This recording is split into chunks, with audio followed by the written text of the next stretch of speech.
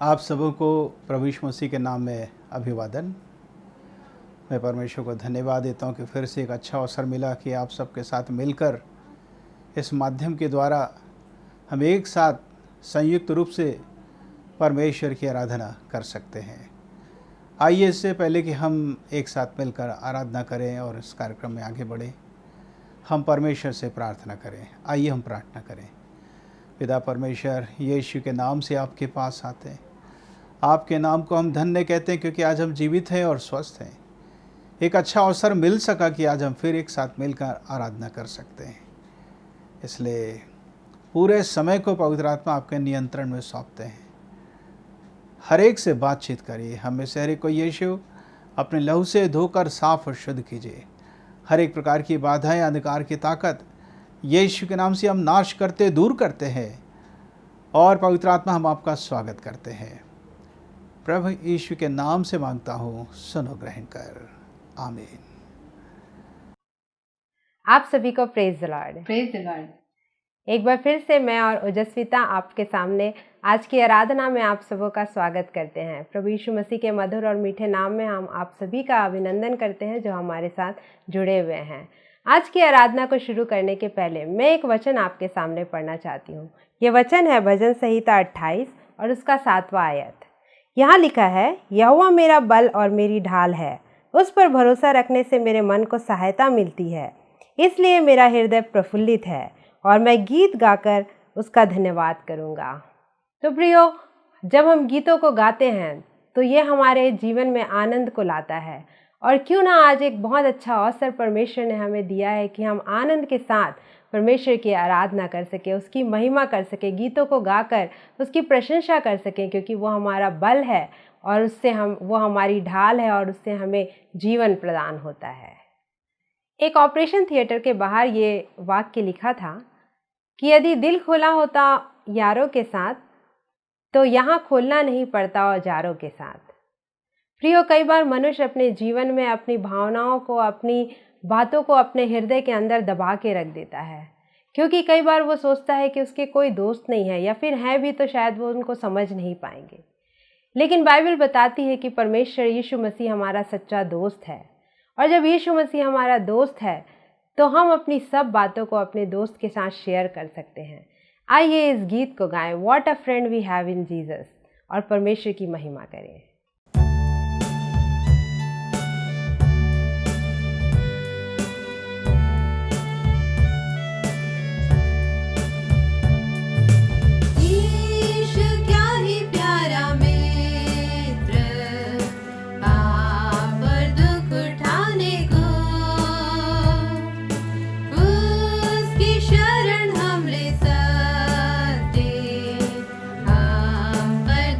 भार जब हो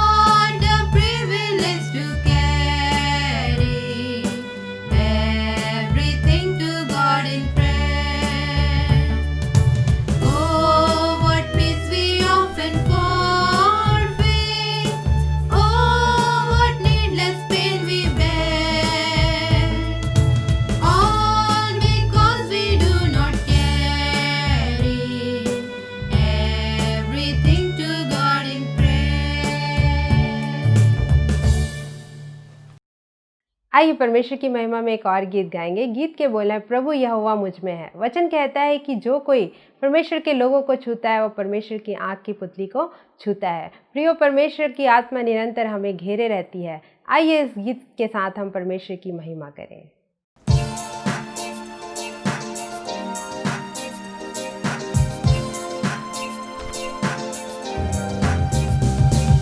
प्रभु यहोवा मुझ में है, आजकल उसका डेरा है। अपनी आग से मुझको वो हरदम घेरे रहता है। प्रभु यहोवा मुझ में है, आजकल उसका डेरा है। अपनी आग से मुझको वो हरदम घेरे रहता है। प्रभु यहोवा मुझ में है। विनती से बढ़कर समझ से आगे काम वो मुझ में करता है। उसका मेरे अंदर बसना रहस्य है। विनती से बढ़कर समझ से आगे काम वो मुझ में करता है। उसका मेरे अंदर बसना रहस्य है। प्रभु यहोवा मुझ में है, आजकल उसका डेरा है। अपनी आग से मुझको वो हरदम घेरे रहता है। प्रभु यहोवा मुझ में है। मेरा प्रभु यदि आँख है तो मैं उसकी पुतली हूँ। जो कोई मुझको छूता है उसकी पुतली छूता है। मेरा प्रभु यदि आँख है तो मैं उसकी पुतली हूँ। जो कोई मुझको छूता है उसकी पुतली छूता है। प्रभु यहोवा मुझ में है, आजकल उसका डेरा है। अपनी आँख से मुझको वो हरदम घेरे रहता है। प्रभु यहोवा मुझ में है। पराक्रमी है मेरा प्रभु, मुझको शस्त्र बनाता है। मुझको धनुष का तीर बनाकर शत्रु को गिराता है। पराक्रमी है मेरा प्रभु, मुझको शस्त्र बनाता है। मुझको धनुष का तीर बनाकर शत्रु को गिराता है। प्रभु यहोवा मुझ में है, आजकल उसका डेरा है। अपनी आँख से मुझको वो हरदम घेरे रहता है। प्रभु यहोवा मुझ में है। मेरा प्रभु जी आ रहा संतों को ले जाने को। अपने राज्य में हमें बिठाकर शिरोमणि बनाने को। मेरा प्रभु जी आ रहा संतों को ले जाने को। अपने राज्य में हमें बिठाकर शिरोमणि बनाने को। प्रभु यहोवा मुझ में है, आजकल उसका डेरा है। अपनी आँख से मुझको वो हरदम घेरे रहता है। प्रभु यहोवा मुझ में है, आजकल उसका डेरा है। अपनी आँख से मुझको वो हरदम घेरे रहता है। प्रभु यहोवा मुझ में है। आइए परमेश्वर की महिमा में एक और गीत गाएंगे। गीत के बोल है तेरी स्तुति प्रशंसा हो। हमारे जीवन का मकसद यही है कि हम परमेश्वर की महिमा निरंतर करते रहें। हमारा दिन निरंतर परमेश्वर की महिमा में बीतता जाए। आइए प्रशंसा के साथ, बड़े आनंद के साथ हम इस गीत को गाएं और परमेश्वर की महिमा करें।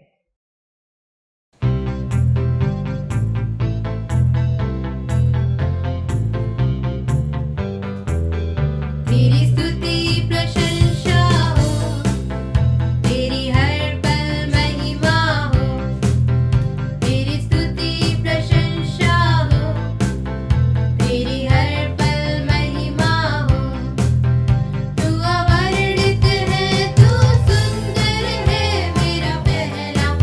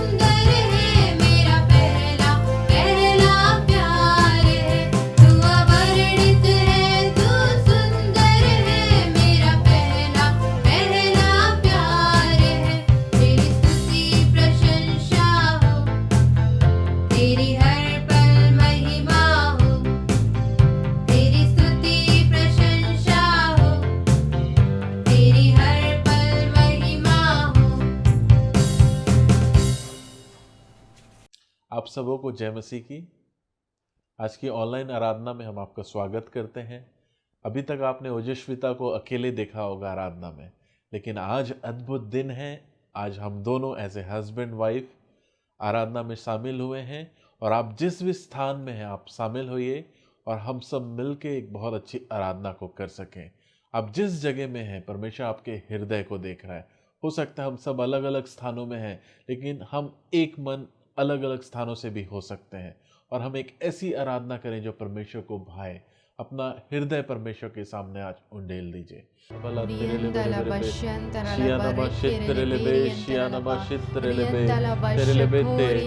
अगर आप अन्य भाषा बोलते हैं तो परमेश्वर की आराधना करिए अन्य भाषा में। हालेलुया। अगर आप हिंदी में परमेश्वर की आराधना करना चाहते हैं तो परमेश्वर को धन्यवाद दीजिए, क्योंकि परमेश्वर आपके हृदय को देख रहा है। परमेश्वर आपके हृदय को देख रहा है। आपका हृदय परमेश्वर के प्रति कितना धन्यवादित है। आज याद करिए अपनी उन सब पुरानी बातों को याद करिए जो परमेश्वर ने आपके लिए किया। बचपन से लेके अभी तक याद करिए उन उपकारों को जो परमेश्वर ने आपके लिए किया। याद करिए उस कोड़ियों को, उन कोड़ियों को याद करिए जो कोड़ी में से कई लोग परमेश्वर को धन्यवाद देने के लिए वापस नहीं आए। एक कोड़ी जब वापस आया परमेश्वर को धन्यवाद देने के लिए, तो परमेश्वर ने उससे पूछा बाकी कहाँ गए? क्या आप उन कोड़ियों में तो नहीं है जिन्होंने परमेश्वर को धन्यवाद नहीं दिया? आज उन बातों को याद करिए।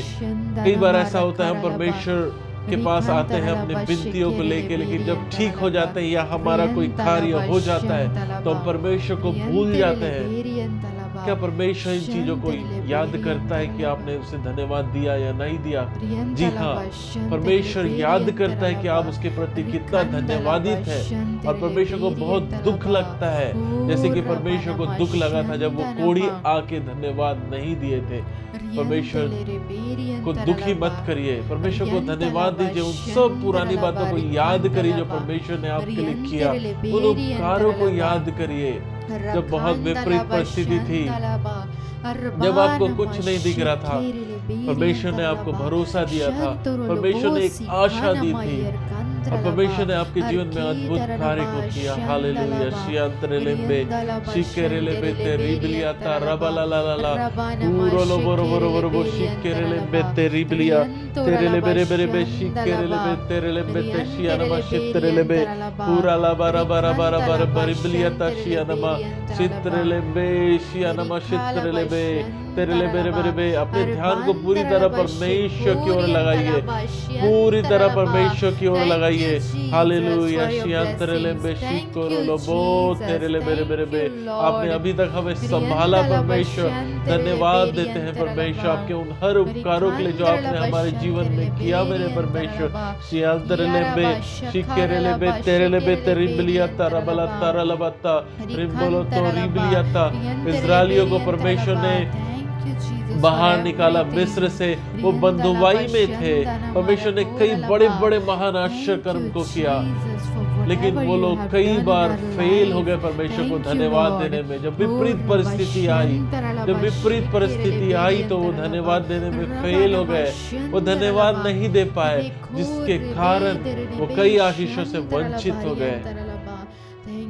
हम भी अपने परमेश्वर को धन्यवाद दें उन हर चीजों के लिए जो उसने हमारे जीवन में किया, क्योंकि परमेश्वर ने इस्राएलियों को चिताया था कि तुम अपने बच्चों को उन सब महान कार्यों के बारे में बताओ, उन घटनाओं का जिक्र करो जिन घटनाओं को तुमने देखा है। इसी तरह हमको भी धन्यवाद देना चाहिए।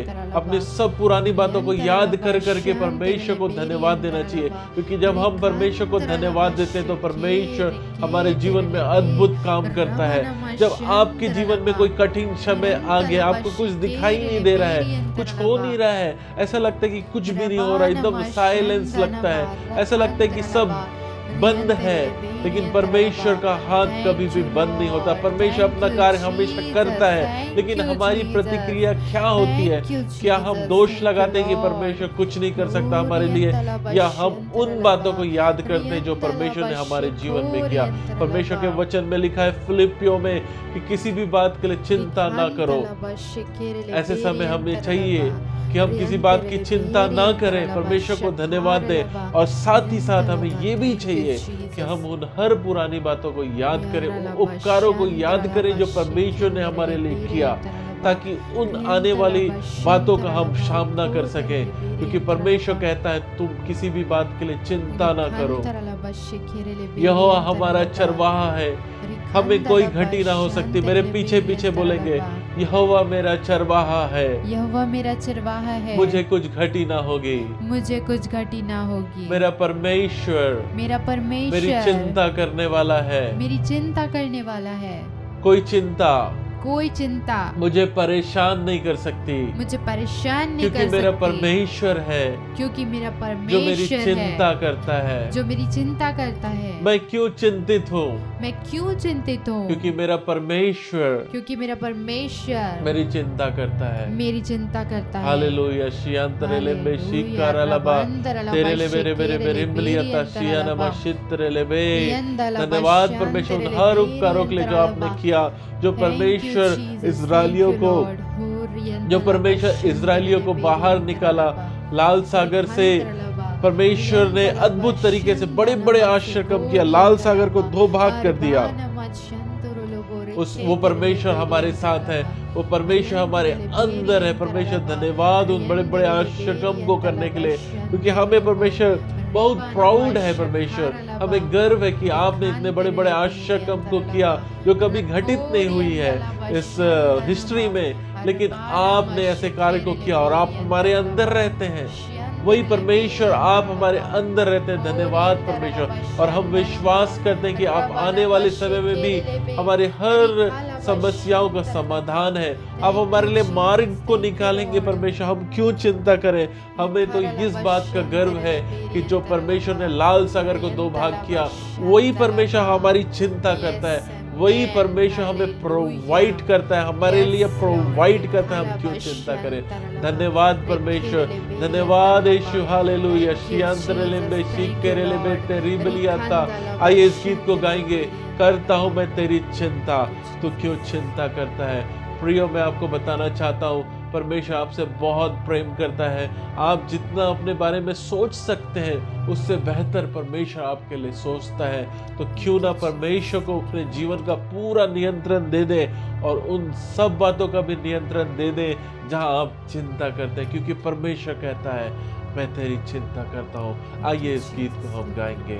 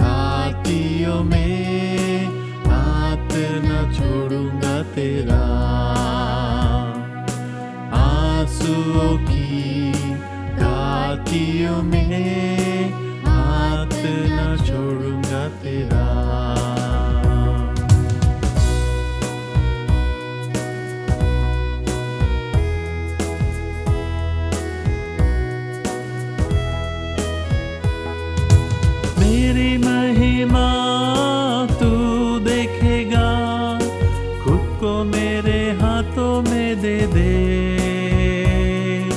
मेरी महिमा तू देखेगा, खुद को मेरे हाथों में दे दे। मेरी शक्ति मैं तुझको देता हूँ, चलाऊंगा हर दिन मेरी कृपा में। मेरी शक्ति मैं तुझको देता हूँ, चलाऊंगा हर दिन मेरी कृपा में। करता हूँ मैं तेरी चिंता, तू क्यों चिंता करता है। करता हूँ मैं चिंता, तू क्यों चिंता करता है? आंसुओं की घाटियों में हाथ न छोड़ूंगा तेरा। आंसुओं की घाटियों में हाथ न छोड़ूंगा तेरा।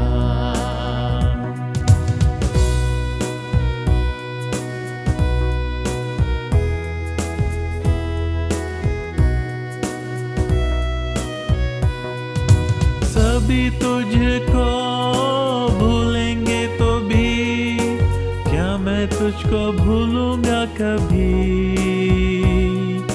सभी तुझको भूलेंगे तो भी क्या मैं तुझको भूलूंगा कभी?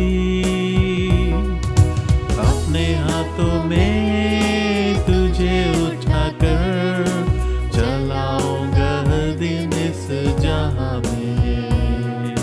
अपने हाथों में तुझे उठाकर चलाऊंगा हर दिन इस जहां में।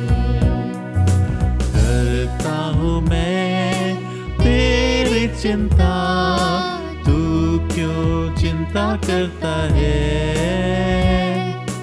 करता हूँ मैं तेरी चिंता, तू क्यों चिंता करता है? आंसुओं की घाटियों में हाथ न छोड़ूंगा तेरा।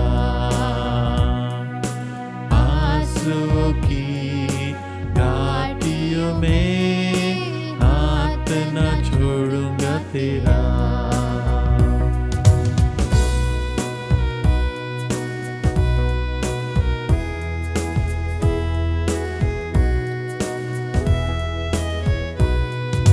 अब्राहम का मैं परमेश्वर हूँ, अद्भुत काम क्यों न करूँगा?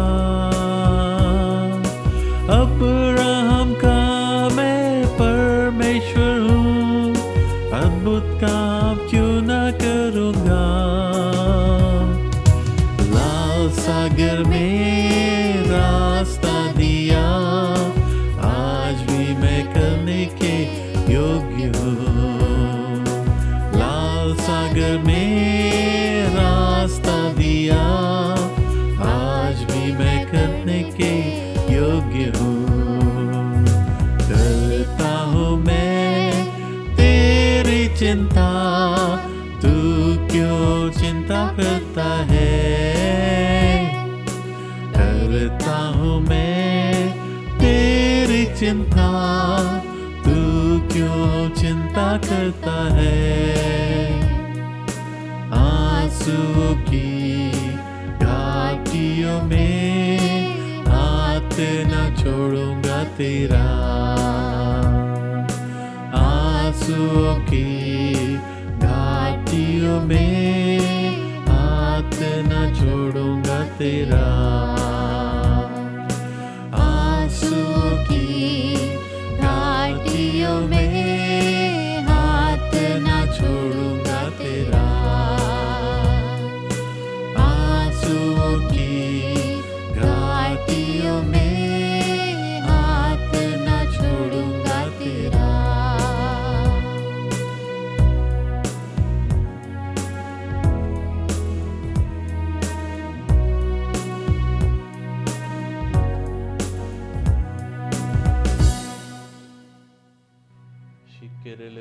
Thank you Jesus, thank you Lord. धन्यवाद जीवित परमेश्वर, हमारी चिंता करने वाले परमेश्वर, आपका धन्यवाद करते हैं प्रभु जी। हमें किसी भी बात की चिंता करने की आवश्यकता नहीं प्रभु जी, लेकिन आप हमारी चिंता करते हैं प्रभु जी।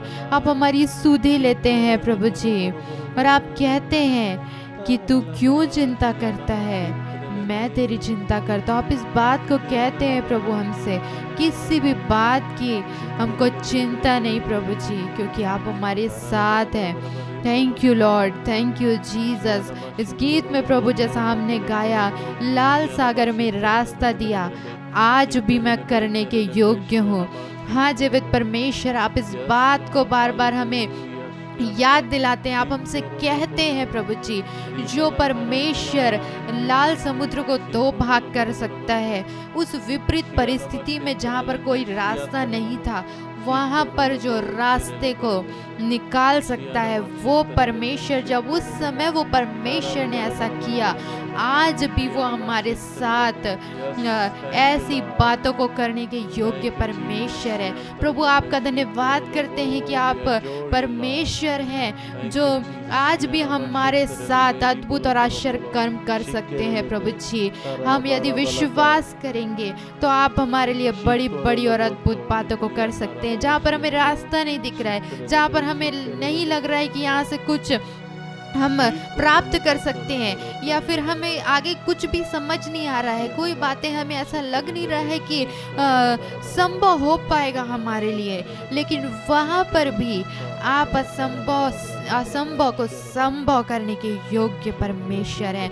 और हमारा भरोसा आपके ऊपर है प्रभु जी। यदि हमारा भरोसा आपके ऊपर है तो हमें चिंता करने की आवश्यकता नहीं है प्रभु, क्योंकि आप हमारे साथ हैं। आप हमारे साथ हैं परमेश्वर पिता, आप हमारे साथ है प्रभु यीशु मसीह, आप हमारे साथ है पवित्र आत्मा परमेश्वर, आप हर समय हमारे साथ है प्रभु जी।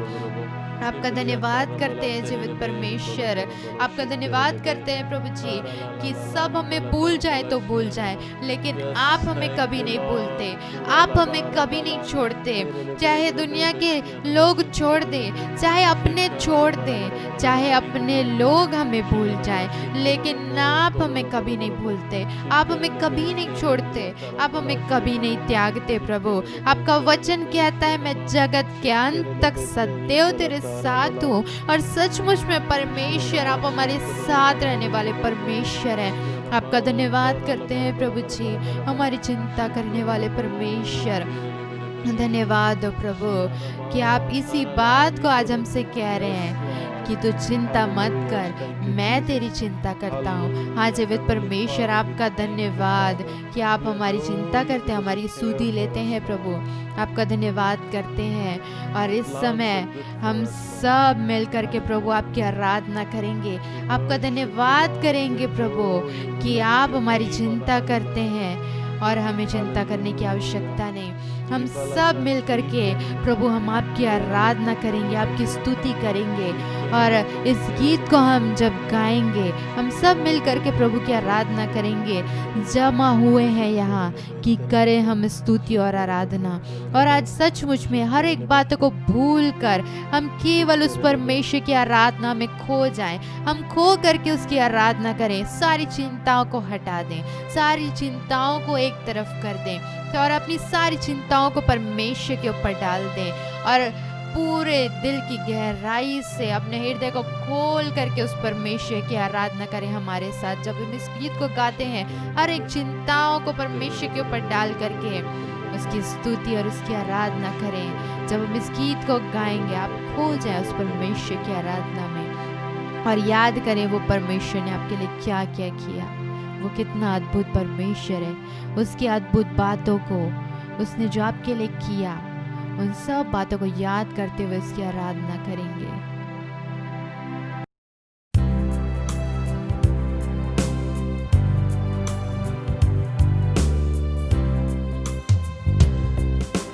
We have come into this place and gathered in His name to worship Him. We have come into this place and gathered in His name to worship Him. We have come into this place and gathered in His name to worship Christ the Lord. Worship Him, Jesus Christ the Lord.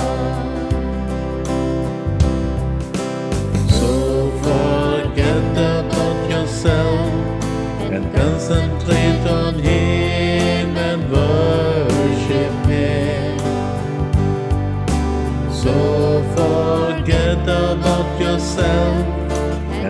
concentrate on Him and worship Him.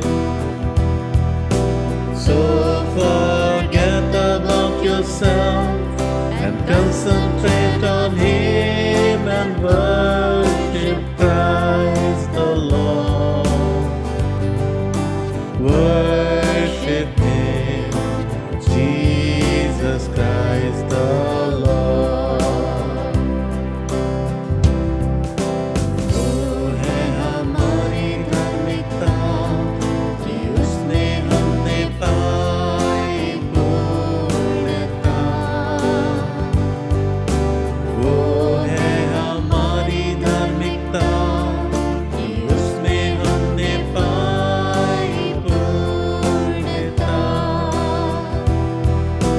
वो है हमारी धार्मिकता कि उसमें हमने पाई परमेश्वर की पूर्णता। आओ आराधना करें क्रिस्त यीशु की। उठाकर पवित्र हाथों को स्तुति प्रशंसा आराधना करें।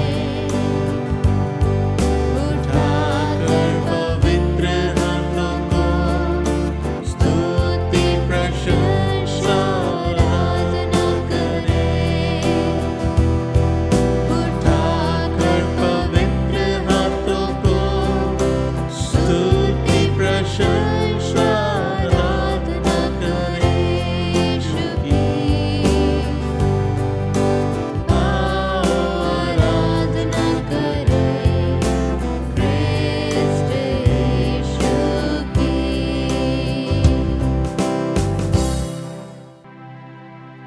Thank you Jesus, thank you Lord. धन्यवाद हो प्रभु, आपकी स्तुति करते हैं, आपकी आराधना करते हैं।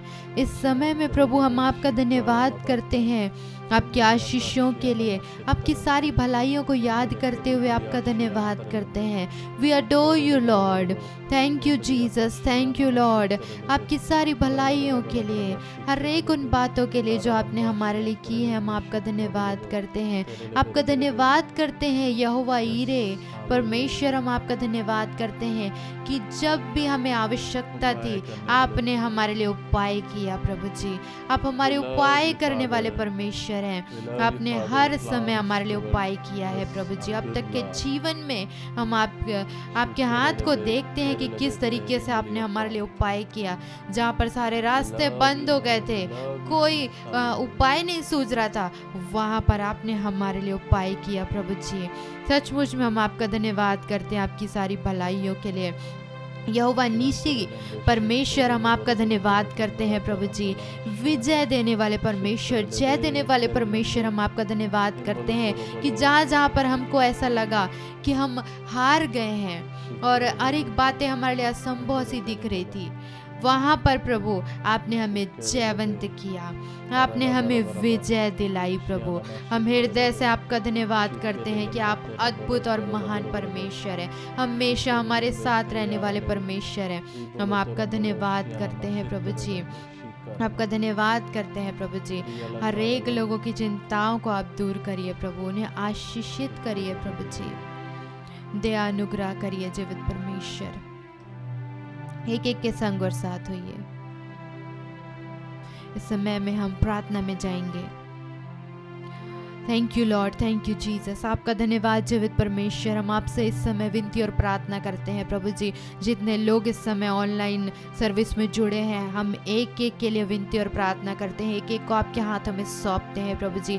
हर एक की सहायता करिए, हर एक के संग और साथ होइए प्रभु जी, हर एक को आशीषित करिए प्रभु जी। और आज इस समय में हम हर एक के लिए आपसे विनती और प्रार्थना करते हैं और एज ए कपल हम मिल करके प्रार्थना करते हैं।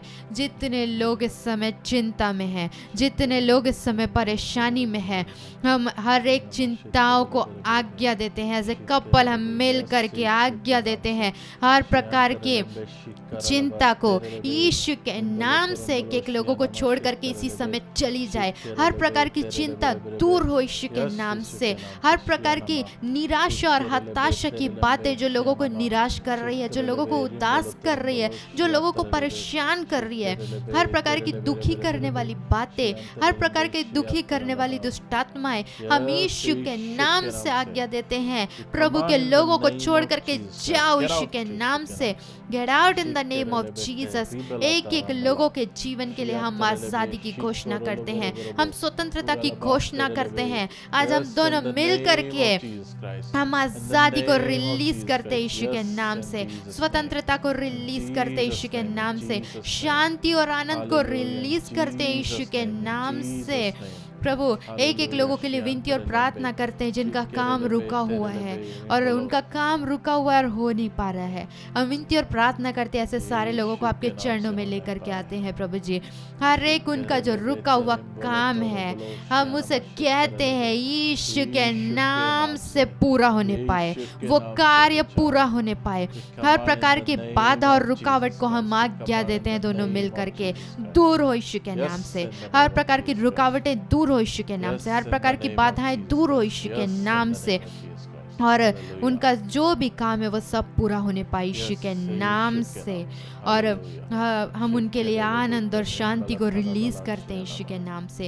एक एक के संग और साथ होइए प्रभु जी। आपके लोगों को कोई भी बातें परेशान नहीं कर सकती, निराश नहीं कर सकती, हताश नहीं कर सकती, क्योंकि आप अपने लोगों के साथ रहते हैं प्रभु। आपका धन्यवाद करते हैं कि अब तक आपने अपने लोगों की सहायता की और आगे भी आप करेंगे, ऐसा आप कहते हैं प्रभु, क्योंकि आप जगत के अंत तक सदैव अपने लोगों के साथ रहते हैं। हृदय से आपका धन्यवाद करते हैं। हर एक लोगों को जो ऑनलाइन जुड़े आपके हाथों में सौंपते हुए इस छोटी सी विनती को प्रभु यीशु मसीह के नाम से मांगते हैं, आमीन। ये समय जो है वो बच्चों के द्वारा वचन को सुनने का है जो उन्होंने याद किया है, तो आइए हम सुनते हैं। Your father and mother, Exodus 20 verse 10. Praise the Lord. भला होता कि तूने मेरी आज्ञा को ध्यान से सुना होता, तब तेरी शांति नदी के समान और तेरा धर्म समुद्र के लहरों के समान होता। यशायाह 48 का 18। और तू जान के वचनों को थामेला। प्रभु में सदा आनंदित रहो। मैं फिर कहता हूँ आनंदित रहो, आमीन। हे यहोवा, मैं अपने मन को तेरी ओर उठाता हूँ। भजन संहिता 25 का 1। धन्य है वे जो मन के दिन है, क्योंकि स्वर्ग का राज उन्हीं का है। मत्ती 5:3, आमीन। प्रभु के सामने दिन मानो तो वह तुम्हें शिरोमणि बनाएगा। जेम्स 4:1। स्वभाव लोभ रहित हो और जो तुम्हारे पास है उस पर संतोष करो, क्योंकि उसने आप ही कहा है, मैं तुझे ना छोड़ूंगा और ना त्यागूंगा। इसलिए हम निडर होकर कहते हैं, प्रभु मेरा सहायक है, मैं ना डरूंगा। मनुष्य मेरा क्या कर सकता है। इब्रानियों 13 का 5 और 6। तू मेरी डांट सुनकर मन फिराओ। मनुष्य केवल रोटी से ही नहीं जीवित रहते हैं, परंतु जो वचन यहोवा के मुंह से निकलते हैं वह उनसे ही वे जीवित रहते हैं। व्यवस्था विवरण 8 का 3। Praise Lord. राजमिस्त्री ने जिस पत्थर को निकम्मा ठहराया था वही कोने का सिरा हो गया है। यह तो सिर्फ यहोवा की ओर से है, यह हमारी दृष्टि में अद्भुत है। साम 18 वर्स 22 और 23। शरीर पर मन लगाना तो मृत्यु है, परंतु आत्मा पर मन लगाना जीवन और शांति है। रोमियो 8 का 6। यहोवा का भय मानना बुद्धि का मूल है। नीति वचन 1 का 7। ईश्वर ने कहा कि जीवन की रोटी मैं हूँ। Praise Lord. Praise the Lord. तेरा वचन में पाप के दीपक और में मार्ग की उजियाला है। शाम 119 वर्सेस 105, आमीन। यहोवा तुझे आशीष दे और तेरी रक्षा करे। गिनती 6 का 24। में से मेरे राजा, मैं तुझको सराहूंगा। जो जाते जाते को ताना देते हैं और मनुष्य को ज्ञान सिखाते हैं। Give us this day our daily bread. Matthew 5 verse 11. So the people asked him saying, What shall we do then? Luke 3 verse 10. खुली हुई डाक गुप्त प्रेम से उत्तम है। मैं न मरूंगा वर्णन जीवित रहूंगा और परमेश्वर के कामों का वर्णन करता रहूंगा। भजन संहिता 118 का 70। जब मैंने कहा कि मेरा पाँव फिसलने लगा तब हे यहोवा तेरी करुणा ने मुझे थाम लिया। मुझ यहोवा ने तुझको धर्म से बुला लिया है। मैं तेरा हाथ थामकर तेरी रक्षा करूंगा। मैं तेरी प्रजा के लिए वाचा और जाति के लिए प्रकाश ठहराऊंगा। यशायाह 42 का 6। प्रे लॉर्ड, अपना बोझ प्रभु पर डाल, वही तुझे संभालेगा। भजन संहिता 55 का 22। परंतु नम्र लोग पृथ्वी के अधिकारी होंगे और बड़ी शांति के कारण आनंद बनाएंगे। भजन संहिता 37 का 11। और ये समय जो है वो प्रभु के दास और बहुत ही प्यारे से प्रभु के दास और बहुत ही अभिषिक्त प्रभु के दास ऑस्टिन जॉन लॉरेंस के द्वारा हम कुछ बातों को आज सीखेंगे, कुछ स्टोरी को सुनेंगे। आज हम देखते हैं कि वो हमको क्या सिखाते हैं। तो आइए हम उन्हीं के द्वारा सुनते हैं। आप सभी को प्रेज़ लॉर्ड। मैं आपको एक कहानी बताने जा रहा हूँ।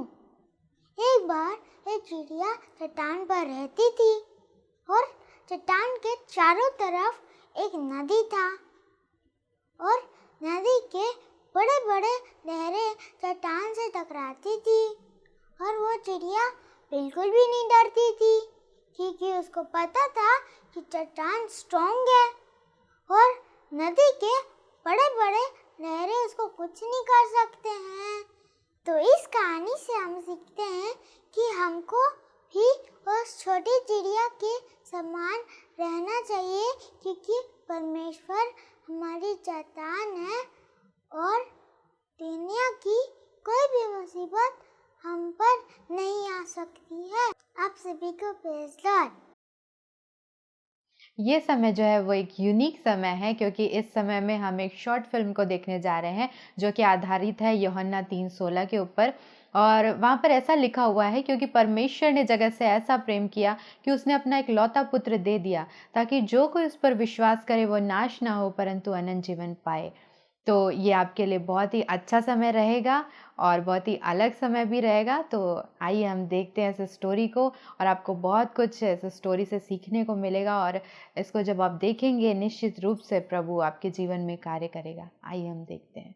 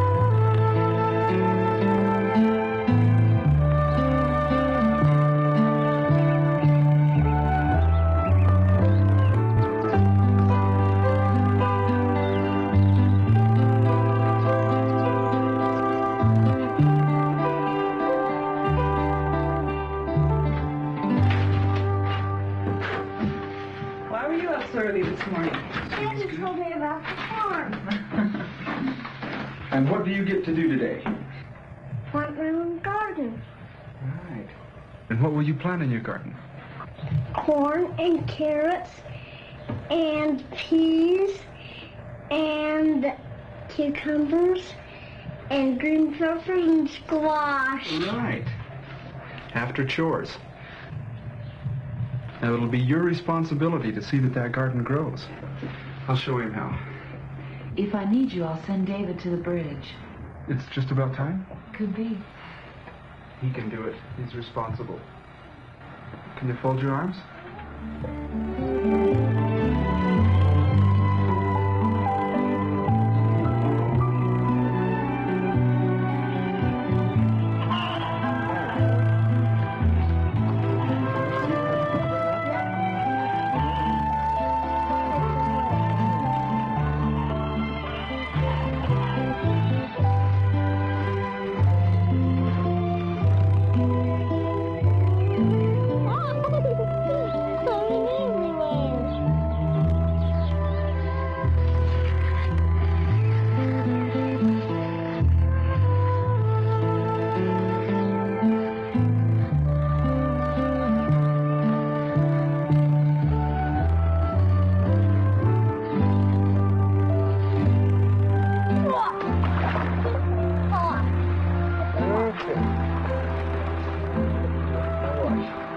Watch what Daddy does. See, here, a little water.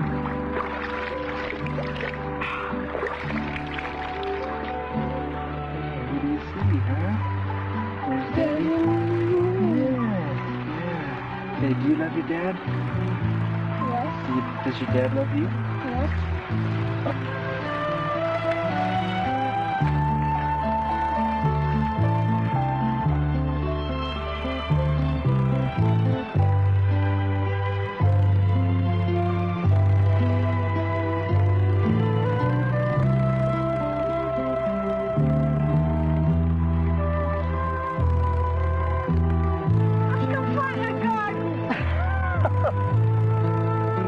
Okay.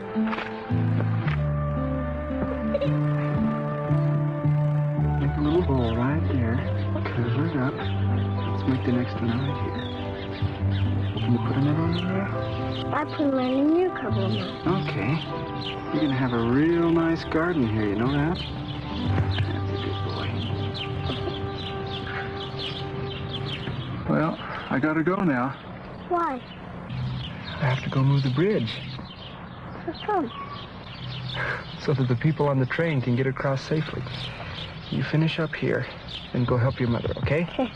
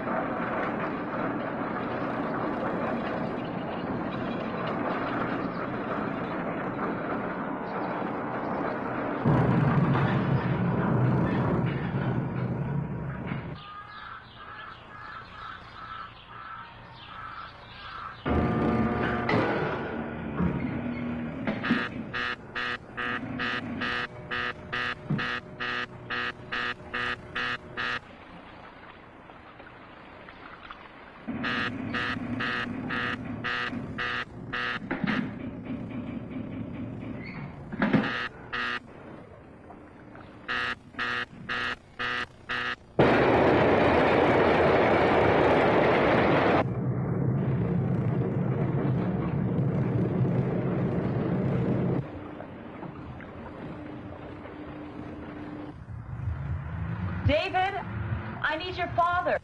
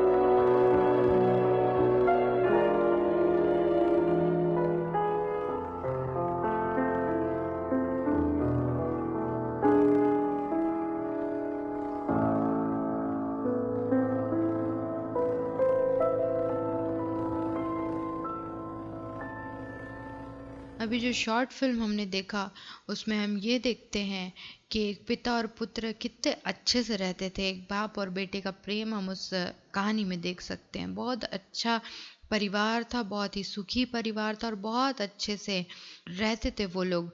और वो पिता जो है अपने बेटे से बहुत ही ज़्यादा प्रेम करता था और सब जगह वो पिता के साथ पुत्र भी जो है वो हमेशा रहता था। और हम प्रेम देखते हैं और बहुत ही ध्यान रखता था पिता अपने पुत्र का। लेकिन पिता का जो जॉब था, पिता का जो काम था, वो ब्रिज का काम था। पहले के ज़माने में ब्रिज को इधर उधर खसकाया जा सकता था क्योंकि बोट भी चलती थी पानी में और बोट के कारण ब्रिज को खसकाना पड़ता था और वो एक मशीन के थ्रू इस काम को करते थे। और पिता का जो काम था वो वही काम था और बहुत ही अच्छे से खुशी से वो लोग रहते थे।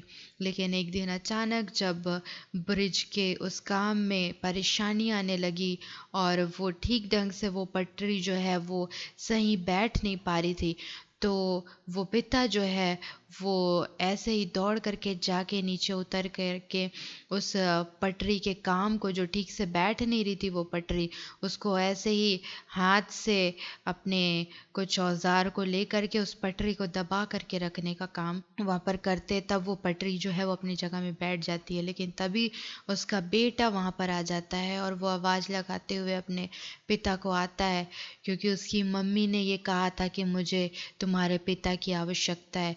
तो वो अपनी मम्मी का बात सुन करके अपने पिता को बुलाने के लिए आता है। कि मम्मी बुला रही है बोल के, और वो दौड़ते हुए आ जाता है और उस बच्चे को कुछ भी नहीं मालूम कि अभी ट्रेन इस जगह से आएगी, मुझे यहाँ से हटना है। उसको खतरे का कोई भी अंदाज़ा नहीं होता कि मैं कितने खतरनाक जगह में हूँ और मेरी यहाँ पर जान जा सकती है, उसको कुछ भी मालूम नहीं होता। बस वो अपने पिता के पास आते रहता है और पिता जो है जब अपने बेटे को देखता है तो वो जैसे ही अपने बेटे को बचाने के लिए वहाँ पर जाते रहता है तो वो पटरी फिर से जो है वो उठ जाता है और अपने जगह से हट जाता है। तो उसको फिर से उस जगह में जा करके उसको उस पटरी को दबा करके रखना पड़ता है उस औजार से, क्योंकि यदि वो दबा करके नहीं रखता तो पटरी अपने जगह पर नहीं बैठती, और यदि पटरी अपने जगह पर नहीं बैठेगी तो वो ट्रेन में जितने लोग उस समय आ रहे थे वो ट्रेन के सारे लोग वहाँ पर मर गए होते, सारे लोगों की जान जो है वो चली जाती। लेकिन वो पिता जो है अपने दिल को कठोर करके अपने बेटे को जो है वहाँ पर कुर्बान कर देता है, और पटरी पर जो है उसका बेटा आते रहता है। लेकिन वो यदि अपने बेटे को बचाता तो यहाँ सारे लोगों की जान चले जाती जितने उस ट्रेन में बैठे थे। लेकिन उसने अपने बच्चे को कुर्बान कर दिया ताकि वो ट्रेन के सारे लोग जो उसमें बैठे थे वो सब बच जाएं, उनकी जान ना जाए। और ये सब स्टोरी से हम, इस कहानी से, इस शॉर्ट फिल्म से हम यही सीखते हैं जो पहले मैंने आपसे कहा था यूहन्ना 3:16 कि परमेश्वर ने जगत से ऐसा प्रेम किया कि उसने अपना इकलौता पुत्र दे दिया ताकि जो कोई उस पर विश्वास करे वह नाश ना हो परंतु अनंत जीवन पाए। और सचमुच में प्रभु यीशु मसीह अपने आप को कुर्बान कर दिए, और परमेश्वर ने प्रेम किया जगत से, पूरी मानव जाति से। जैसे उस ट्रेन में बहुत सारे ऐसे लोग भी होंगे जिनका जीवन सही नहीं होगा और उनका जीवन अच्छा नहीं होगा, लेकिन फिर भी वो सारे लोगों की जान को बचाने के खातिर उसने अपने बेटे को कुर्बान कर दिया उस पिता ने वहाँ पर। वैसे ही परमेश्वर पिता ने अपने इकलौते पुत्र प्रभु यीशु मसीह को, जो सबसे प्रिय पुत्र था परमेश्वर का, उसने प्रभु यीशु मसीह को कुर्बान कर दिया। क्यों? ताकि मानव जाति को उद्धार मिले, ताकि मानव जाति अनंत जीवन को प्राप्त करे। जब हम किसी को कुछ चीज़ देते हैं, जैसे हम किसी को कुछ गिफ्ट देते हैं, तो हम यही सोच करके देते हैं कि हम सबसे अच्छा दें, और जो हमसे अच्छा बन पड़ता है हम अच्छे से अच्छा देने की कोशिश करते हैं।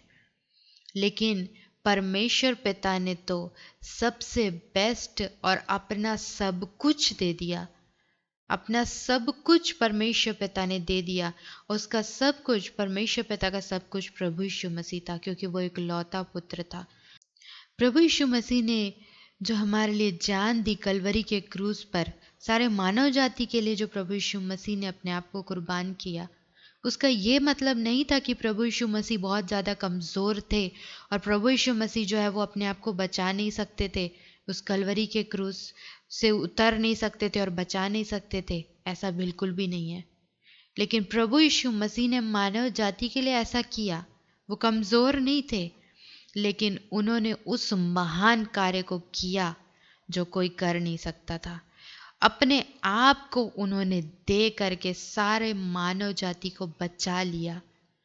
ऐसे लोग जिनके पापों का दंड मृत्यु है, ऐसे लोगों के उद्धार के लिए, मोक्ष के लिए हम कह सकते हैं प्रभु यीशु मसीह ने अपने आप को दे दिया, ताकि हम जब उस पर विश्वास करें, हम परमेश्वर का वचन जो है वो हर एक दोधारी तलवार से भी चोखा है, जो गांठ गांठ और गुदे गुदे को आर पार छेदता और मन की भावना और विचारों को जांचता है। तो हमारे परमेश्वर का वचन जो है वो बहुत ही सामर्थी है और दोधारी तलवार से चोखा है। और ये समय जो है वो वचन को सुनने का समय है। तो इस समय आज का वचन हमारे बीच में लेकर के आ रहे हैं प्रभु के दास पास्टर प्रवीण लॉरेंस। आइए हम वचन को सुनेंगे। आप सब भी ध्यान से सुनिए, क्योंकि आज का वचन आपके लिए है। मैं परमेश्वर का धन्यवाद देता हूँ आज के सुंदर समय के लिए कि आज फिर मैं इस तरीके से, इस माध्यम से मैं आप तक पहुँच सकता हूँ, फिर से एक अच्छे और नए संदेश को लेकर। ये तो दुनिया में ढेर सारी पुस्तकें हैं, परंतु बाइबल अपने आप में अतुलनीय है। वैसे बाइबल शब्द का शाब्दिक अर्थ होता है पुस्तकें, और पवित्र बाइबल में 66 पुस्तकें हैं, और पूरे 66 पुस्तकों में ढेर सारे लोगों का वर्णन है। कुछ लोग असफल हुए और कुछ लोग सफल हुए। कई बार एक ही व्यक्ति कभी असफल हुआ और वो सफल हुआ, और उनके जीवन से, चाहे उनके जीवन में सकारात्मक बातें रही हों या नकारात्मक बातें रही हों, हम बहुत सारे पाठ को हम सीख सकते हैं। उन्हीं में से एक व्यक्ति के बारे में आज आपको बताना चाहूँगा, और नाम सुनते साथ ही एक तस्वीर आपके दिमाग में आ सकती है जो उस व्यक्ति के जीवन में घटी थी। जी हाँ, उस व्यक्ति का नाम है अय्यूब, जोब जिसे कहते हैं। और अय्यूब शब्द का शाब्दिक अर्थ होता है रेगिस्तान या मरुस्थल। जब हम मरुस्थल शब्द उच्चारित करते हैं तो हमारे दिमाग में एक तस्वीर बनती है कि मरुस्थल एक ऐसा स्थान जहाँ पर बहुत कम लोग रहते हैं और वहाँ कोई फसल नहीं होती है जब तक कि कोई विशेष परिश्रम न किया जाए, और पानी की बहुत ज़्यादा कमी होती है।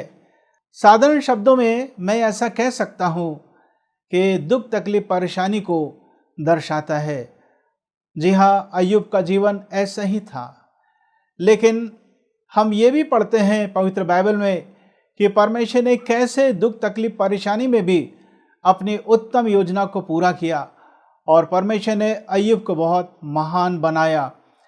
यदि हम बाइबल के विद्वानकार की बात को माने, जो कि उत्पत्ति 46वां अध्याय और उसके 13 वचन में लिखा है, जेनेसिस 46 वर्स 13, ऐसा लिखा कि इसाकार के तीसरे बेटा का नाम जोब था। हिंदी बाइबल में तो योब लिखा है, अय्यूब होना चाहिए था, और अंग्रेजी बाइबल में जोब लिखा है। यदि हम उस वचन को इस अय्यूब के साथ जोड़ लें तो मैं ऐसा कहना चाहूँगा कि अय्यूब की पुस्तक पहली पुस्तक थी जो पूरे बाइबल की लिखी गई। अर्थात पूरे बाइबल की जो सबसे पहली पुस्तक है वो अय्यूब लिखी गई। जी हाँ, विद्वानकार ऐसा आकलन करते हैं, ऐसी गणना करते हैं कि अय्यूब के मृत्यु के 15 वर्ष पश्चात मूसा इज़राइलियों को मिस्र से निकालकर कनान देश की ओर लेकर गया। जी हाँ, अय्यूब की पुस्तक जो पहली पुस्तक लिखी गई उसमें ढेर सारे प्रकाशन है, और जब आप पढ़ेंगे तो आपको बहुत ही आश्चर्य होगा। मैं केवल कुछ एक बातों को आपको बताना चाहूँगा। इससे पहले कि विज्ञान बहुत उन्नति कर पाता और वैज्ञानिक बहुत सारी चीज़ों को खोज पाते, पवित्र बाइबल में पहले से ही लिखा हुआ था। अय्यूब की पुस्तक उसका 26वां अध्याय उसका 7वां पद, जोब 26 वर्स 7, उसमें ऐसा लिखा है कि परमेश्वर पृथ्वी को शून्य में लटका के रखता है। प्रियो, मैं कहना चाहूँगा वैज्ञानिकों ने इस बात को प्रमाणित किया 1650 सन में। मेरे कहने का यह मतलब नहीं कि जब वैज्ञानिक प्रमाणित करेंगे तभी बाइबल सच्ची ठहरेगी। मैं ये कहना चाह रहा हूं, इससे पहले कि वैज्ञानिकों को पता चलता, पवित्र बाइबल में बहुत पहले से लिखा जा चुका था। यदि हम इस बात को माने कि अय्यूब प्रभु यीशु के देह धारण के करीब 1600 वर्ष पहले था, तो इसका मतलब यह हुआ कि 3200 साल पहले पवित्र बाइबल में यह बात लिख दी गई थी कि पृथ्वी शून्य पर लटकी हुई है। जी हाँ, पृथ्वी किसी सांप के ऊपर नहीं है और ना ही एटलस पहलवान ने उसे अपने कंधों पर रखा है। पहले लोगों की धारणाएं इसी प्रकार की थीं जब तक कि वैज्ञानिकों ने इस बात को प्रमाणित नहीं कर दिया, लेकिन पवित्र बाइबल में यह बात पहले से लिखी हुई थी। दूसरी बात मैं आपको बताना चाहता हूं, अय्यूब की पुस्तक उसका 28 अध्याय उसका 25वां पद, परमेश्वर के वचन में ऐसा लिखा है कि वायु का तौल ठहराता है। जी हाँ, वायु का तौल होता है, इसका मतलब हवा का वजन होता है। 17वीं शताब्दी में यह बात पता चली कि हवा को तौला जा सकता है, लेकिन परमेश्वर ने पहले से ही अपने वचन में लिखवा दिया था। तीसरी बात मैं कहना चाहता हूं, अय्यूब की पुस्तक उसका 38वां अध्याय और उसका 35वां वचन, जोब 38 वर्स 35। यदि हम इस बात पे ध्यान दें तो विद्वानकार जो बाइबल के हैं वो बताते हैं कि इस वचन में ये लिखा है कि प्रकाश और ध्वनि की तरंगें होती हैं। 1864 सन में वैज्ञानिकों ने खोज किया कि प्रकाश की तरंगें होती हैं और ध्वनि की, रेडियो की तरंगें होती, वेव्स होती हैं, जबकि बाइबल में बहुत पहले से लिख दिया गया था। अय्यूब की पुस्तक उसका 38वां अध्याय उसका 16 वचन, जोब 38 वर्स 16 लिखा है कि समुद्र में भी गहरे सोते होते हैं। ये बात वैज्ञानिकों ने बहुत साल के बाद प्रमाणित किया, अर्थात उनको बहुत साल के बाद पता चला। 1970 में वैज्ञानिकों ने इस बात को प्रमाणित किया कि गहरे सागर में भी काफी गहराई में जल के सोते होते हैं। कितना बड़ा प्रकाशन अय्यूब की पुस्तक में लिखा हुआ है। तो प्रियो, मैं कहना चाहता हूं कि बाइबल जो है बहुत ही अद्भुत है। इससे फिर से एक नए दृष्टिकोण के साथ पढ़ें और परमेश्वर आपको वास्तव में आशीषें देगा। अय्यूब की पुस्तक में हम इस बात पे ध्यान देते हैं कि मूसा के व्यवस्था के बारे में कुछ भी नहीं लिखा है, मिलाप वाले तम्बू के बारे में भी कुछ नहीं लिखा है। इन सारी बातों को ध्यान में रखते हुए हम विद्वानकारों के साथ सहमत होकर यह कह सकते हैं कि मूसा के पहले ये किताब लिखी गई, या इस किताब में जो घटना हुई थी मूसा से पहले घट चुकी थी। हम इसमें आदम और हवा के बारे में भी पढ़ते हैं, अर्थात आदम और हवा की जो सच्ची कहानी है वो काल्पनिक नहीं, यह कोई दंत कथा नहीं, परंतु वो एक सत्य घटना थी। जी हाँ, अय्यूब के बारे में ढेर सारी अच्छी अच्छी बातें लिखी हुई हैं। पहला अध्याय पहले वचन से लेकर 4 वचन तक आप पढ़ेंगे तो आपको यह पता चलेगा अय्यूब जो था वो ऊज नाम के देश में रहा करता था। ऊज जो है वो अरब देश के पास है, अरब देश के पास था, ऐसा कह सकता हूं मैं। जी हाँ, बहुत ही पुराना शहर, और वहां अय्यूब जो था रहा करता था। लिखा कि अय्यूब खरा था। खरा के बदले अंग्रेजी में तो परफेक्ट लिखा है, सिद्ध लिखा है, परंतु जब आप अय्यूब के जीवन के बारे में अय्यूब की पुस्तक में पढ़ेंगे तो अय्यूब बहुत ज्यादा खरा नहीं था। फिर खरा का मतलब क्या हुआ? खरा का एक मतलब होता है अदूषित। अदूषित अर्थात बिगड़ा हुआ नहीं था, पाप में गिरा हुआ नहीं था। यद्यपि कमजोरियां जरूर थीं, पर फिर भी औरों से यह भिन्न था। फिर लिखा कि परमेश्वर का भय मानने वाला था। शब्देशक की पुस्तक में लिखा है, राजा सुलेमान ने कहा, अंत में निष्कर्ष यही है कि तो यहोवा का भय मान।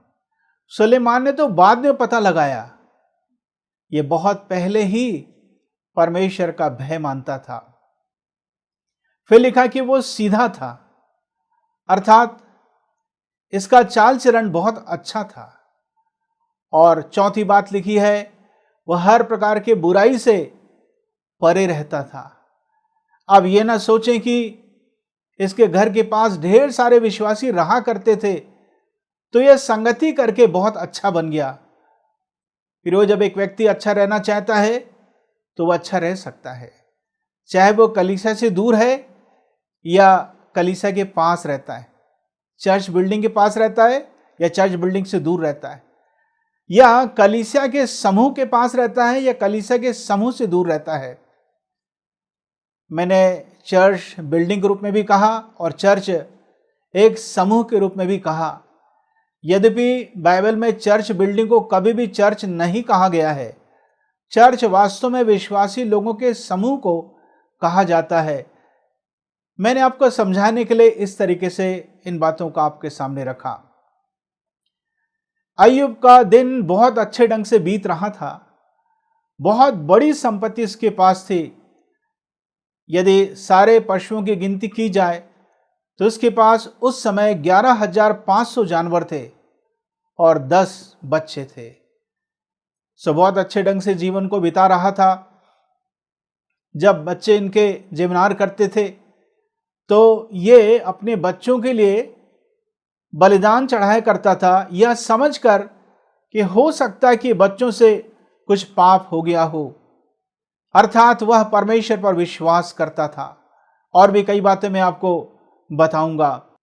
23 अध्याय उसके 12 पद में, जोब 23 वर्स 12, वह आज्ञाकारी था। अय्यूब जो था वह आज्ञाकारी था। जी हाँ, फिर लिखा है कि मैंने तेरे वचन को अपनी इच्छा से बढ़कर महत्व दिया। यानी कि प्राथमिकताओं की सूची में पहला स्थान अय्यूब ने परमेश्वर को दिया और आज्ञाकारिता को दिया। जी हाँ, आज्ञाकारी रहना आशीषों के लिए एक बड़ा द्वार खोल सकता है। आज्ञा मानना बलिदान चढ़ाने से भी उत्तम है। लिखित वचन के प्रति आज्ञाकारी, परमेश्वर ने जो हमसे वचन कहा है व्यक्तिगत तौर से, यह आदेश दिया है, हमें आज्ञाकारी रहने की आवश्यकता है। और कुछ बातों पे हम ध्यान देंगे जो अय्यूब की पुस्तक 29 अध्याय में लिखा है, जोब 29। यदि 4 और 5 पद पढ़ेंगे तो आपको यह पता चलेगा कि वो कहता है कि परमेश्वर मेरी रक्षा करता था। आप 29वें अध्याय को पहले पद से लेकर आखिरी पद तक आप जरूर से पढ़ें। 4 और 5 पद, 12 पद, 15, 22, 23, इन सारे वचनों को पढ़ने से यह पता चलता है कि अय्यूब के जीवन में परमेश्वर की उपस्थिति रहा करती थी। और लिखा है कि मेरे संगति परमेश्वर के साथ होती थी, अर्थात परमेश्वर का डेरा मेरे साथ रहता था। परमेश्वर की उपस्थिति रहा करती थी और उसके सिर के ऊपर प्रकाश रहता था परमेश्वर का। जी हाँ, वचनों का प्रकाशन, रेविलेशन अय्यूब को मिला करता था। इसलिए तो अय्यूब की पुस्तक में ढेर सारे प्रकाशन लिखे हुए हैं। इससे पहले कि विज्ञान इस बात को प्रमाणित करता या वैज्ञानिक इसे खोज पाते, परमेश्वर ने पहले से ही बहुत सारी बातों को अय्यूब को बता चुका था। जी हाँ, वहाँ लिखा कि अनाथों को और वे जो अंधेर सहते थे उनको ये छुड़ाया करता था। जो लोग बहुत निराश रहते थे, बगैर आशा के रहते थे, अय्यूब हंसकर उनसे बातचीत करता था और उनकी स्थिति को वो ठीक कर दिया करता था। मुझे लगता है इन वचनों को पढ़कर, इस अध्याय को पढ़कर, कि वो बहुत ज़्यादा उदारवादी था, अर्थात लोगों की वो सहायता किया करता था।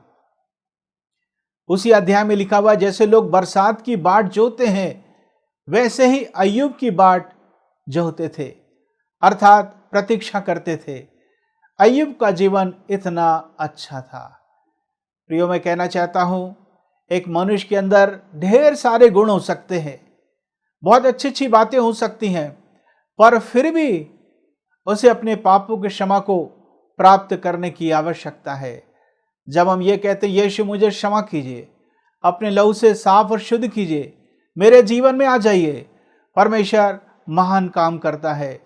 अय्यूब की पुस्तक में वैसे तो ढेर सारी बातें प्रकाशन के तौर पर लिखी हुई हैं, पर मैं आपको बताना चाहता हूं विशेष करके 31 अध्याय और उसके 33वें पद में, जोब 31 वर्स 33, उसमें लिखा है कि अय्यूब कहता है कि यदि मैंने आदम के नाई अपने अपराध को छिपाया होता। इसका मतलब जो आदम के विषय में जो कुछ उत्पत्ति की पुस्तक में लिखा हुआ है वह सच है। मेरे कहने का ये मतलब नहीं कि यदि अय्यूब की पुस्तक नहीं होती तो उत्पत्ति में जो कुछ लिखा हुआ है वो सत्य नहीं होता।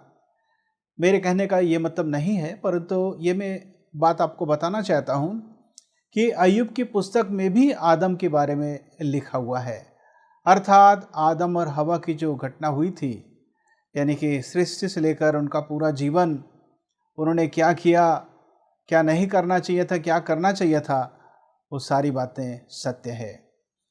अय्यूब के जीवन में बहुत ढेर सारी विशेषताएं थीं।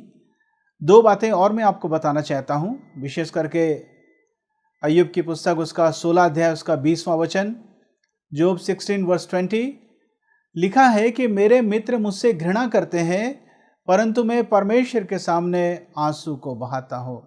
एक अच्छी बात है कि परमेश्वर के सामने रोना, बाइबल में लिखा है कि रोने का भी समय है और हंसने का भी समय है। जी हाँ, क्यों ना हम सारे बोझ को परमेश्वर के सामने उतार दें, प्रार्थना के समय रोएं परमेश्वर के सामने, ताकि हम हल्के हो सके, एक बोझ हमारे आत्मा से उतर सके। फिर भजन संहिता 56 के 8 वचन से आगे लिखा है, साम 56 वर्स 8 ऑनवर्ड लिखा है कि आंसू की भी पुस्तक होती है।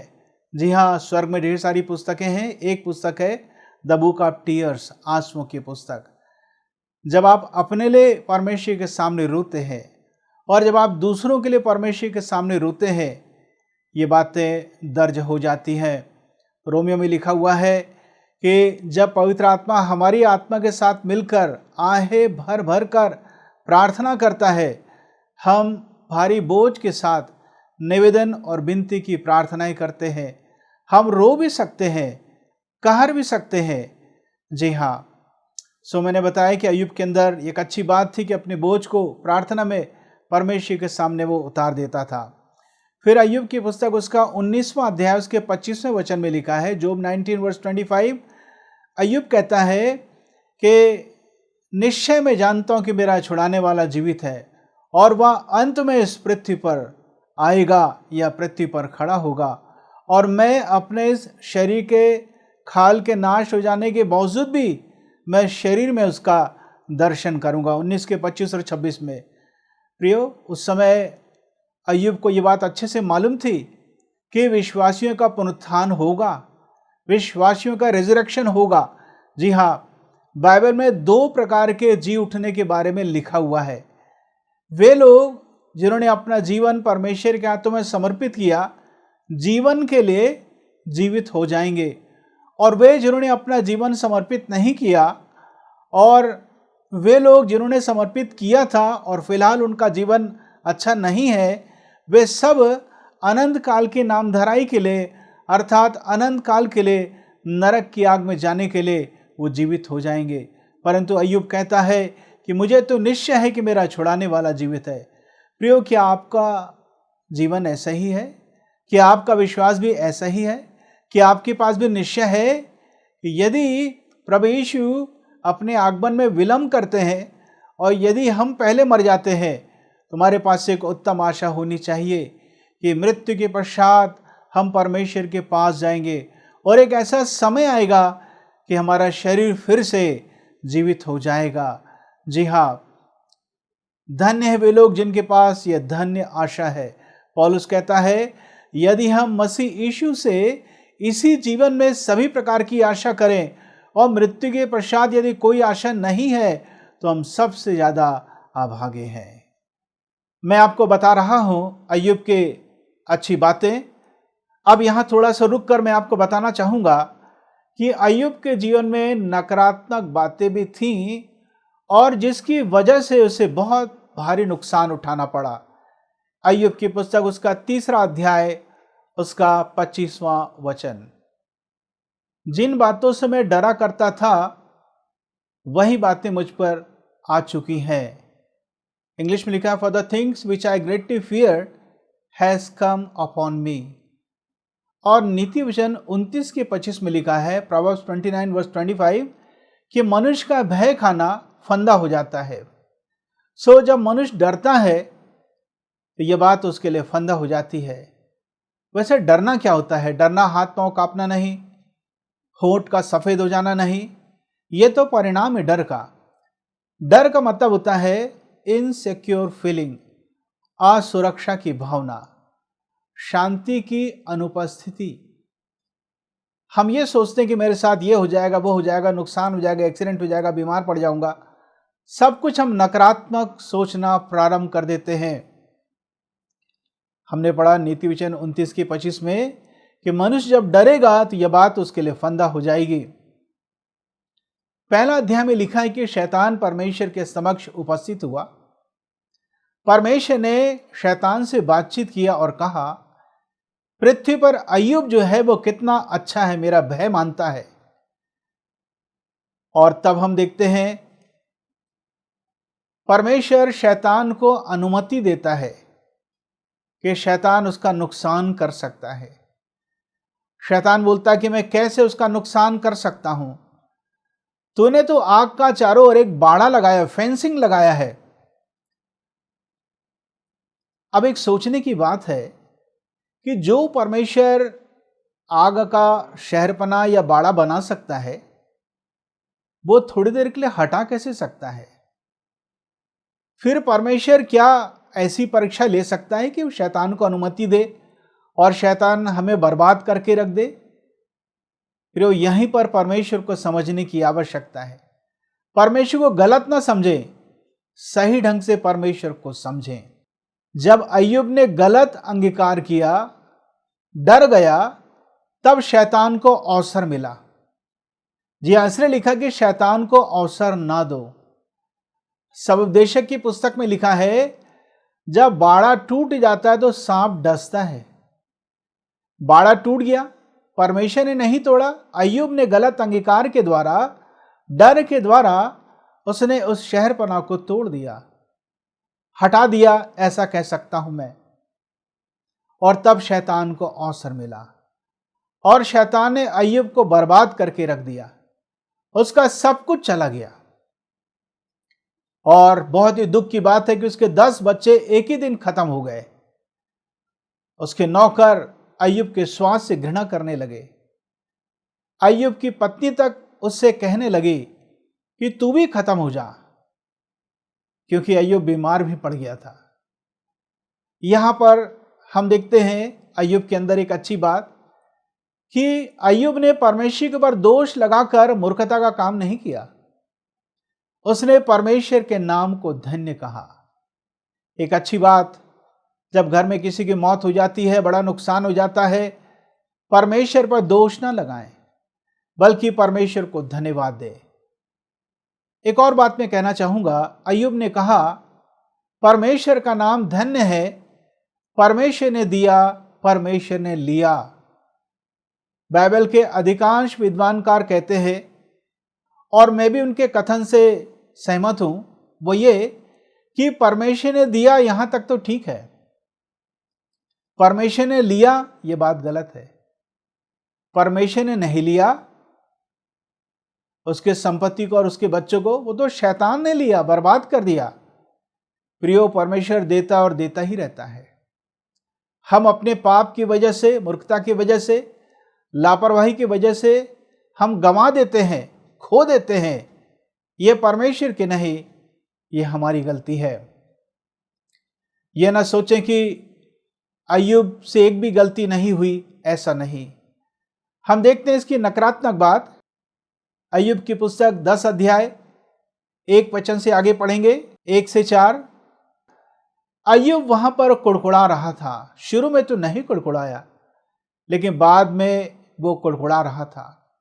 उसने परमेश्वर को सही नहीं समझा। और 7 अध्याय 15 और 16 पद में लिखता है कि वो मृत्यु की कामना कर रहा था, वो तो मरना चाहता था। जी हाँ, वो आत्महत्या करने का विचार उसके अंदर आ रहा था। अय्यूब के जीवन में ये ढेर सारी बातें थी। प्रियो, मैं आपसे कहना चाहता हूं, क्या संसार के लोग आपको गलत समझते हैं? क्या आपकी स्थिति पहले के समान नहीं रही? चाहे वो सांसारिक हो, आर्थिक हो, शारीरिक हो, बौद्धिक हो या आत्मिक हो। क्या आपका स्तर पहले से नीचे आ चुका है? आत्महत्या करने की कोशिश ना करें। परमेश्वर आपसे प्रेम रखता है, परमेश्वर के पास बड़ी बड़ी योजनाएं हैं, बस आप धीरज धरें। परमेश्वर महान काम आपके जीवन में करना चाहता है। सो जब अय्यूब के जीवन में इतनी बड़ी परेशानी आई, विद्वानकार कहते हैं कि उस समय संभवतः अय्यूब की उम्र 70 साल की थी। और जब ये विपत्ति ठीक हो गई, उसके पश्चात 140 वर्ष वो जिया। जी हाँ, इसका मतलब करीब करीब 210 वर्ष अय्यूब जिया। प्रियो, मैं कहना चाहता हूं, जब अय्यूब के जीवन में बड़ी परेशानी आई, उसके मित्र आ गए तिमानी एलिपज, एलिहू, शुही बिल्दद, ये सब उसके मित्र थे जो आ गए और अय्यूब को वो पहचान नहीं पाए। अय्यूब के साथ मिलकर वो विलाप करते हैं। अच्छी बात है, सुख में तो ढेर सारे मित्र रहते हैं, पर वे मित्र जो दुख में आते हैं सांत्वना देने के लिए, वास्तव में वो बहुत अच्छे मित्र होते हैं। सो मित्रों से अय्यूब के बीच बातचीत 37वें अध्याय तक चल रही थी, लेकिन तो भी कोई भी परिवर्तन अय्यूब के जीवन में नहीं आया। लेकिन जैसे 38वां अध्याय आया, 38 चैप्टर, परमेश्वर ने अय्यूब से बातचीत करना शुरू किया। और जब परमेश्वर ने अय्यूब से बातचीत करना शुरू किया, 38, 39, 40, 41, 42 अध्याय में लिखा है, अय्यूब कहने लगा, हे परमेश्वर, मुझे अपने ऊपर बड़ी घृणा आ रही है। जब मित्रों ने बातचीत किया, अय्यूब के जीवन में कुछ नहीं हुआ। वैसे अच्छा है कि लोग आपसे बातचीत करें, परंतु उससे भी अच्छा यह है कि परमेश्वर की आवाज को आप सुने, परमेश्वर आपसे बातचीत करे। जब परमेश्वर ने अय्यूब से बातचीत किया, अय्यूब ने कहा कि हे परमेश्वर, मुझे अपने ऊपर बड़ी घृणा आ रही है। फिर उसने पश्चाताप किया। मैं कल्पना करता हूं कि उसने अपने सारे पापों की क्षमा परमेश्वर से मांगा होगा। एक एक पापों को परमेश्वर के सन्मुख वो लाया होगा। बाइबल में लिखा है, नीति वचन 28 के 13 वचन में, प्रोवर्ब्स 28 वर्स 13, कि जो अपने अपराध को छिपा के रखता है उसके काम सफल नहीं होते, परंतु जो उसे मान लेता है और छोड़ भी देता है उसके पर दया की जाएगी। जी हाँ, सो अय्यूब के ऊपर बड़ी दया हुई। और तब परमेश्वर ने कहा, अय्यूब, अपने मित्रों के लिए तू बलिदान चढ़ा।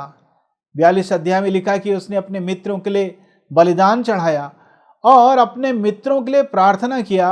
वही मित्र जिनके शब्दों से अय्यूब बहुत ज्यादा दुखित हुआ था, उनके लिए उसने प्रार्थना किया। क्या किसी ने आपको सताया और आपकी भावनाओं को ठेस पहुंचाया है? चाहे वो आपके घर के लोग हैं, कलीसिया के लोग हैं, या आपके साथ काम करने वाले सहकर्मी हैं, या कोई भी हो सकता है, आप उन्हें क्षमा करें और उनके लिए प्रार्थना करें। जब अय्यूब ने उनके लिए प्रार्थना किया, तब परमेश्वर ने उसके दुख को सुख में बदल दिया। जी हाँ, 70 वर्ष की उम्र में यह बड़ी विपत्ति उसके जीवन में आई थी। जैसे विद्वानकार समय की गणना करते हैं, करीब 70 साल इसकी उम्र रही होगी। कुछ समय के अंतराल, कुछ समय के पश्चात ऐसा हुआ कि परमेश्वर ने अय्यूब को बहुतायत से आशीष दिया और सब कुछ उसका 2 गुना हो गया। पहले उसके पास 11,500 जानवर थे। अब जब विपत्ति खत्म हुई, परमेश्वर ने 23,000 पशु उसको दिया। बहुत धनवान बन गया, बड़ी संपत्ति इसके पास हो गई और 10 बच्चे फिर जन्म लेते हैं। मैं आपसे कहना चाहता हूं, बच्चे भी डबल हो गए। कैसे? 10 बच्चे पहले ही यहां से जा चुके थे और 10 बच्चे फिर जन्म लिए, तो 20 बच्चे हो गए। जैसा भी समझे आप, परमेश्वर ने बहुतायत से इसको आशीष दिया।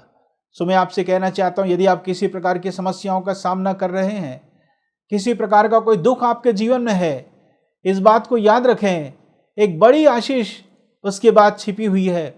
एक ही बात है, परमेश्वर की आवाज को सुने, अपने सारे पापों को प्रभु यीशु के सामने मान लें, पश्चाताप करें, दूसरों के लिए प्रार्थना करें। परमेश्वर जो कुछ कहता वही काम करें, परमेश्वर आपको बहुतायत से आशीष देगा। परमेश्वर का धन्यवाद हो। आइए हम लोग प्रार्थना करेंगे।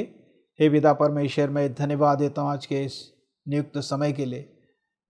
जो इस कार्यक्रम को देख रहे हैं और आराधना में शामिल हैं, सबके लिए धन्यवाद देता हूँ।